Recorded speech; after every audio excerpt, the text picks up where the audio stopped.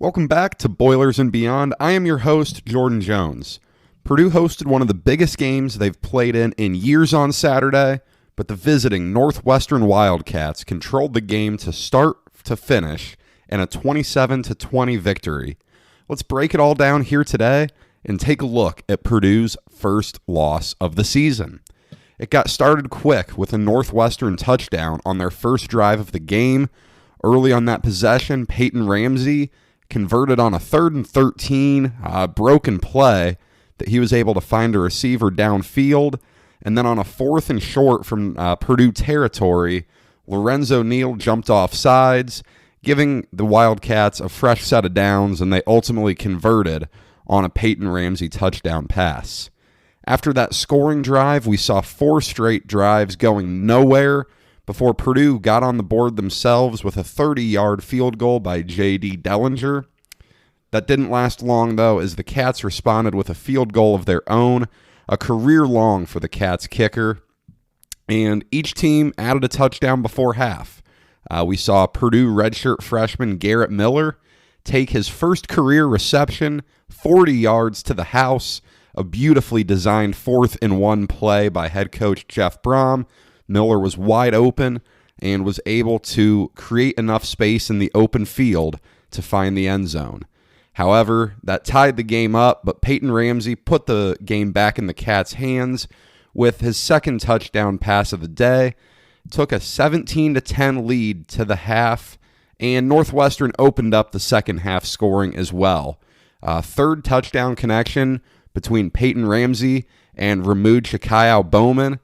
He had all 3 touchdown receptions, and when the game got to 24-10, the game felt a little bit out of reach. Purdue was not moving the ball well. Nothing was getting going on the ground, and Purdue gets a situation where they have goal to go. They get a 4th and goal from the 6 and elect to kick a 23-yarder to make it 24-13.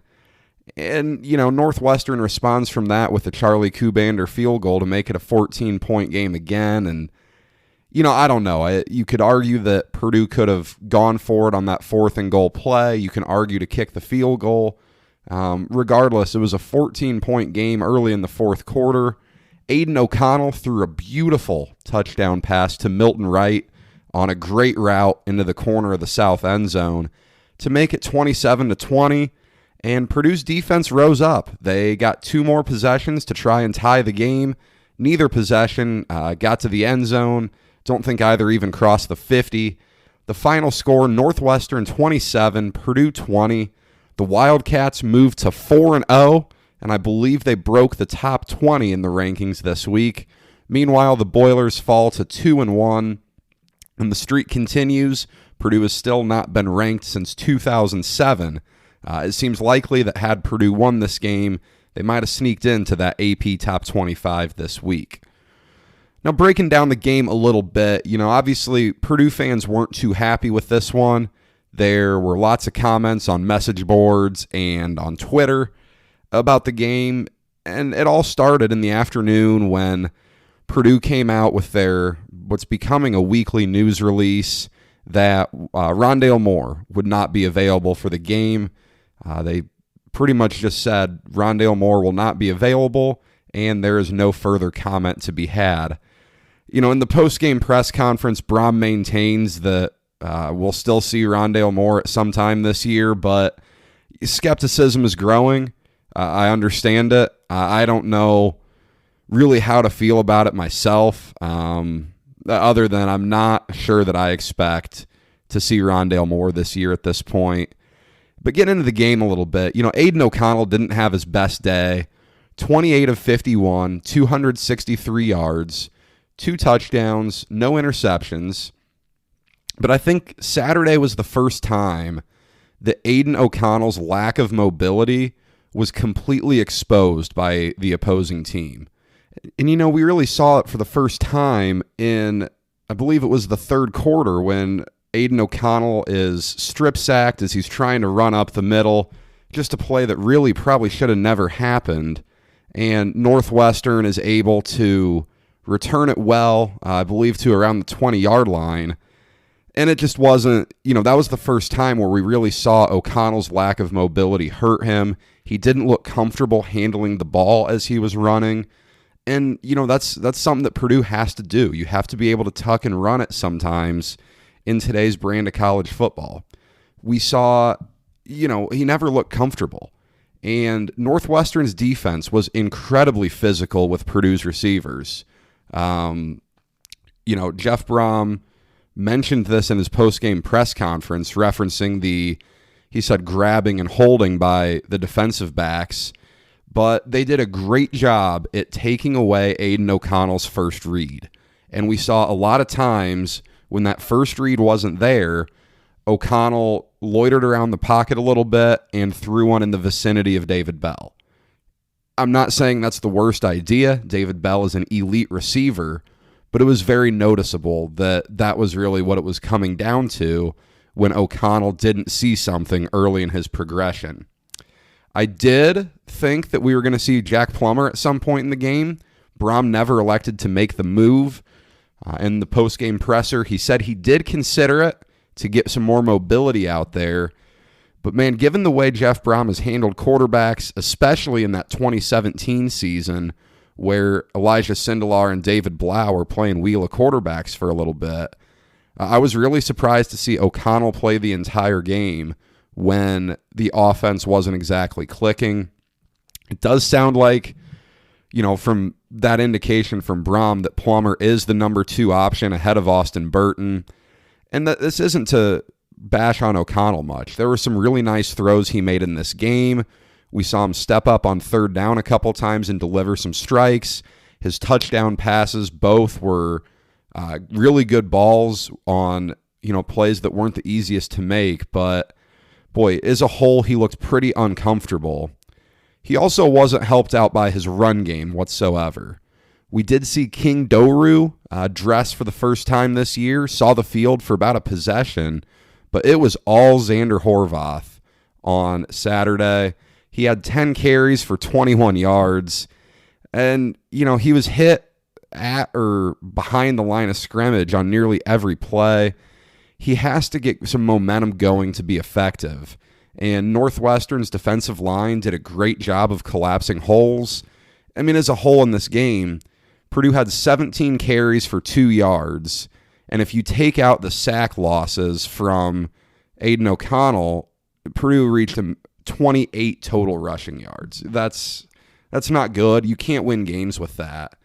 Northwestern was so good on defense. It's filling those gaps. When we saw Doru come in, he got 1 carry on a 3rd and 1, and he got stuffed at the line right away. We didn't see him again. I don't understand that one. But, hey, it is what it is. Purdue did not run the ball well at all. I had in my preview of this game, one of the keys to the game was that Purdue had to stick to the run game. And Purdue abandoned the run really quick in this game. We saw it on the first play even. Purdue's first play from scrimmage. Purdue has an under center run to Horvath. They've got a lead blocker out there, and they maybe got back to the line of scrimmage. I was hoping to see the wide receivers get a little bit more involved in the run game, but we got 1 carry by Milton Wright for a gain of 5 yards, and that was it. I would love to see Ahmad Anderson, Milton Wright, TJ Sheffield get involved in those run plays and the jet sweeps. I think it at least adds another dimension to this offense, and it's something they could use.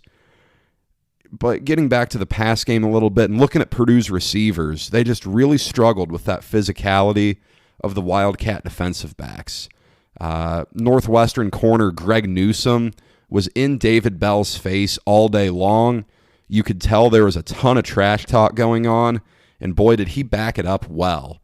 Bell was targeted 17 times, 9 receptions for 78 yards. His 5-game streak of having over 100 receiving yards is now over. And quite honestly, he might have seen too many targets in this game. He wasn't open all that much.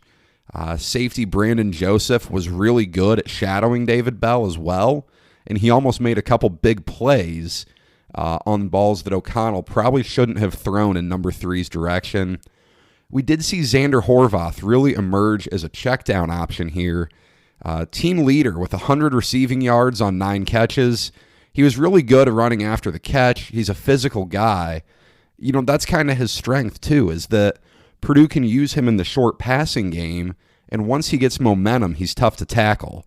But when he doesn't get that momentum, he's really, really struggles to gain yards whatsoever. But also, Horvath doesn't get that many targets unless the secondary is locking down Purdue's primary progressions and forcing O'Connell to look into that check down option. Outside of a touchdown catch late in the game, Milton Wright had a pretty quiet one. 3 catches, 24 yards, was targeted 8 times. The touchdown catch was very nice, but just a quiet day for him. We saw Jackson Anthrop, the 5th-year senior from here in Lafayette. He returned to action today. 2 catches for 11 yards, and it looked like he had a chance to make a touchdown grab during the third quarter. Didn't end up falling into his hands, but it was really good to see him back on the field. The kid has worked incredibly hard during his time at Purdue. I have nothing but respect for him. He comes in as a redshirt freshman, leads the team in receptions, and then Rondale Moore takes his spot. But Anthrop has stayed ready throughout his time at Purdue, and it's good to see him back on the field. I would love to see him end strong in his time here as a 5th-year senior. It was another quiet day for Ahmad Anderson. 2 catches for 5 yards. I think that's only 5 catches on the year now. Really surprises me a lot.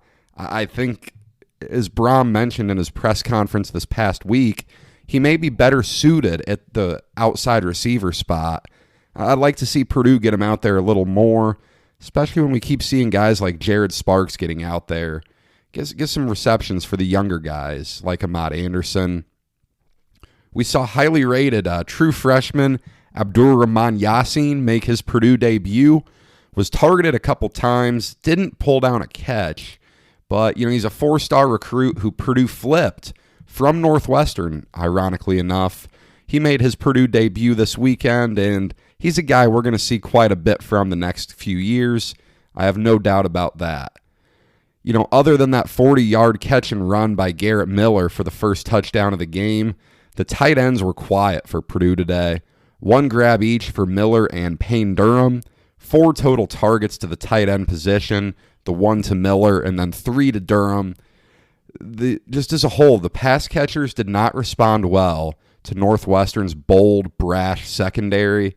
I look to see Purdue and their receivers toughen up a little bit after this week. I think it's a wake-up call a little bit, and I think they're going to be ready to bounce back. The struggles continued everywhere on offense because the offensive line didn't have a very good day. Sam Garvin, a bright side, was able to return to start at center. He was injured at Illinois. Gus Hartwig did see some snaps in this game as well at center, but Sam Garvin played the vast majority. As a whole, though, the interior offensive line, so Garvin, DJ Washington at right guard, Spencer Holstedge at left guard, really struggled with Northwestern bringing linebackers up the middle to stop the run. O'Connell was sacked 3 times, but part of that goes to him holding on to the ball too long on a couple of those. We saw that late in Purdue's last couple possessions where they were trying to make a last chance effort. O'Connell took 1 sack where he really had to get rid of the ball earlier, and maybe would have had a chance to make a play there. But, Northwestern was just really disruptive in the backfield, both in the run game and the pass game. Not a good day for the offensive line, and I'm sure it won't be a fun week of practice for the big boys. On the other side of the ball, I actually thought Purdue's defense had a nice day. And early on in the game, there were plenty of comments on Twitter and the message boards about Bob Diaco and the defense really struggling. But, you have to look at the different aspects of the game. They gave up a lot of explosive runs against Illinois, and on Saturday, the longest rush they gave up was 12 yards. 40 rushes for 80 yards, that's fantastic. 2 yards a carry. Purdue hasn't forced teams to have 2 yards a carry in years now. That was an impressive day for the run defense, but Boy, the pass rush without George Karlaftis leaves a lot to be desired. No sacks on the day. There weren't many throws at all where Ramsey had someone in his face. We saw Jack Sullivan start in Karlaftis' place, and he did have a few good pushes, but this unit really needs Karlaftis back. He's the one guy who is always getting into the backfield and creating some type of panic for the quarterback. Ramsey was really, really comfortable back there for the Wildcats on Saturday. And the other thing I noticed, Dedrick Mackey back in the secondary really struggled on Bowman all day. We saw a couple of those touchdown passes where Mackey getting burnt by Bowman pretty good. Bowman really had a fantastic day, 8 catches, 86 yards, and a touchdown, 3 touchdowns. But Ramsey, this is a guy who has started 3 years in a row against Purdue now, 2 at IU, 1 this year at Northwestern. 23 of 36, 212 yards, 3 touchdowns, and a pick. That pick may not have been the most fair, though. It was a tough ball for Riley Lease to catch, went off his hands and right into the hands of Purdue safety Cam Allen. And, I thought the secondary did a nice job containing everyone besides Bowman. Marvin Grant got more snaps in this game. I really like seeing him out there. Brennan Thieneman had a pretty nice day as well at safety. But, man, Marvin Grant, I absolutely love the future he has at Purdue. I think he's going to be a really good player on this defense. Derek Barnes was everywhere for Purdue at linebacker. That transition from defensive end to linebacker back to his native position is really starting to pay off for Purdue. 14 tackles, 2.5 of those behind the line of scrimmage. Just a really good day for Derek Barnes. We saw DeMarcus Mitchell. I feel like I'm bringing him up in every episode now, but he continues to prove why Purdue wanted him so badly. We did see him get shaken up a couple times. Looked like he had a leg injury at one point, but he kept coming back out on the field. Really going to be watching him to make sure he's healthy on Friday against the Golden Gophers. And Lorenzo Neal, he hadn't done a whole lot in the first 2 games. Seems like he was a little bit limited by conditioning. He was fantastic. His conditioning didn't seem to be as big of an issue. He played more snaps. And on Northwestern's second to last offensive drive, I guess, he made 2 big plays, one stopping a run on first down, and on third down he batted away a pass to give the offense one last chance that didn't materialize, but he did his job there to get the offense back out on the field. I'm really not sold on Purdue fans complaining about Bob Diaco.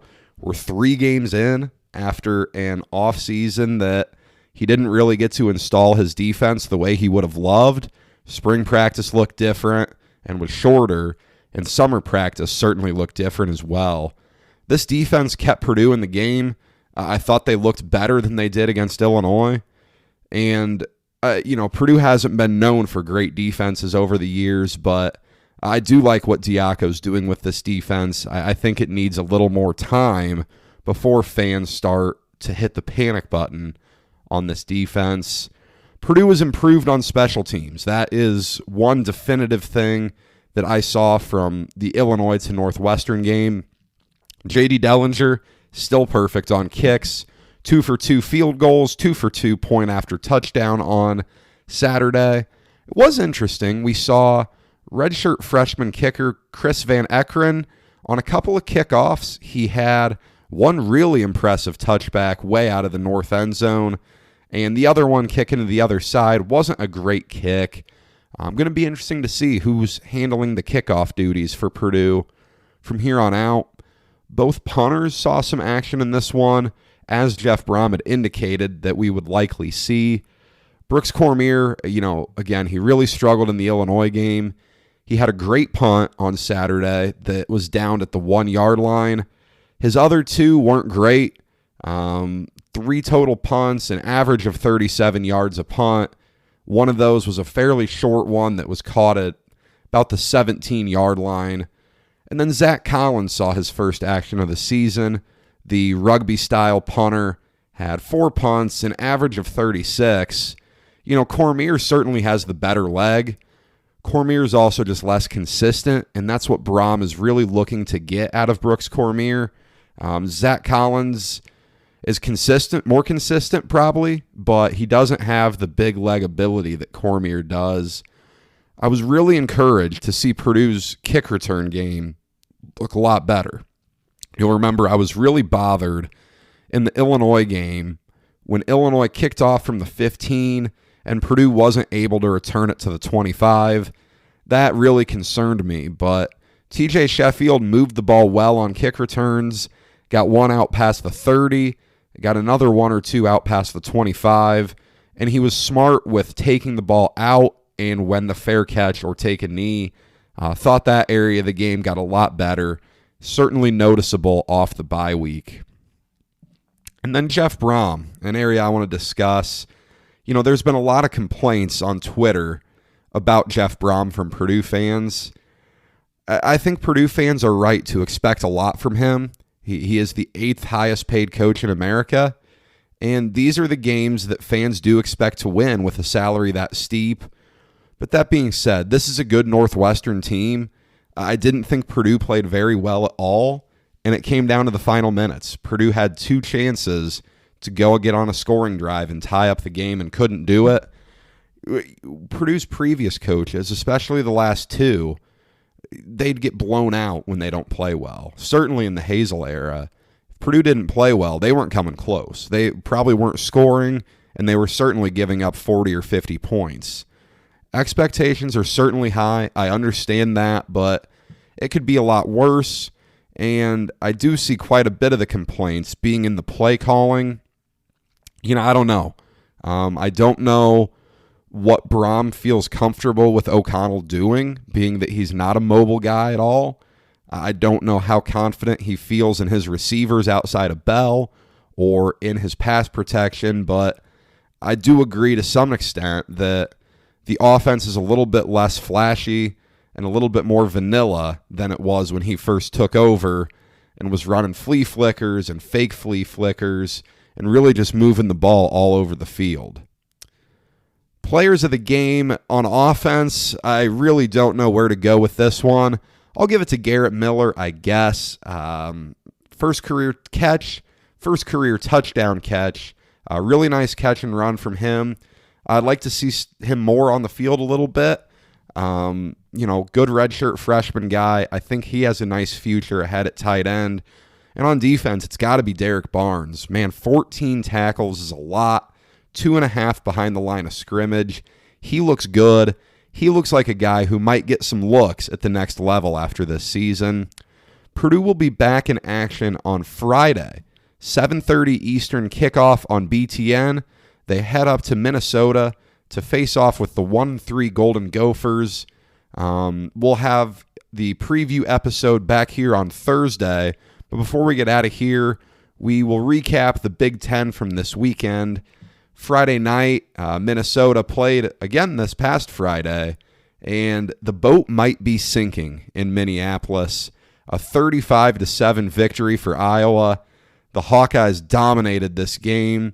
They really took the ball out of Spencer Petras' hand and kept it on the ground. They had a great day running the ball with Mekhi Sargent and Tyler Goodson. Minnesota's defense has really struggled to stop the run all year. It was interesting to me to see wide receiver Amir Smith-Marset back on the field for the Hawkeyes. You'll remember he was arrested after their game 2 weeks ago, a loss to Northwestern. Interesting to see him back on the field so quick. Minnesota's offense was ridiculously bad. Tanner Morgan can't get anything going with anyone besides Rashad Bateman. Muhammad Ibrahim was good on the ground again, but it certainly wasn't enough as Minnesota's last touchdown came in true garbage time just to get them on the board in this one. And then Saturday's action started off Indiana 24, Michigan State 0. And boy, the Hoosiers just keep on winning, up to number 9 this week in the AP poll. Receiver Ty Freifogel had over 200 yards and 2 touchdowns. A nice breakout game for him. And the Spartan offense is just not good. Rocky Lombardi was benched in the second quarter. go to a backup quarterback who didn't put up any points. The Mel Tucker era is just not off to a great start, and I don't think the people up in East Lansing are too happy with that. The other noon kick, Nebraska 30, Penn State 23. Boy, quarterback controversy aplenty in this one. Sean Clifford, the second-year starter for Penn State, was benched early on, and Adrian Martinez, who started the last 2 seasons for Nebraska, did not play. Penn State falls to 0-4. Fans are not very happy with James Franklin right now. Nebraska needed this win very badly. They turned to backup quarterback and running extraordinaire Luke McCaffrey. He had a nice day, got the job done as Nebraska gets in the win column and improves to 1-2. A little bit delayed at the start for Illinois and Rutgers, but 3 interceptions from Rutgers quarterback Noah Vedral handed this one to Illinois 23-20. Illinois went with Isaiah Williams at quarterback. No, not the legendary Juice Williams, but another Isaiah Williams. Heavy diet of runs, 59 carries for 338 yards for the Illini. They missed a couple field goals late, but Brandon McCourt made the game winner as time expired. Both teams are now 1-3.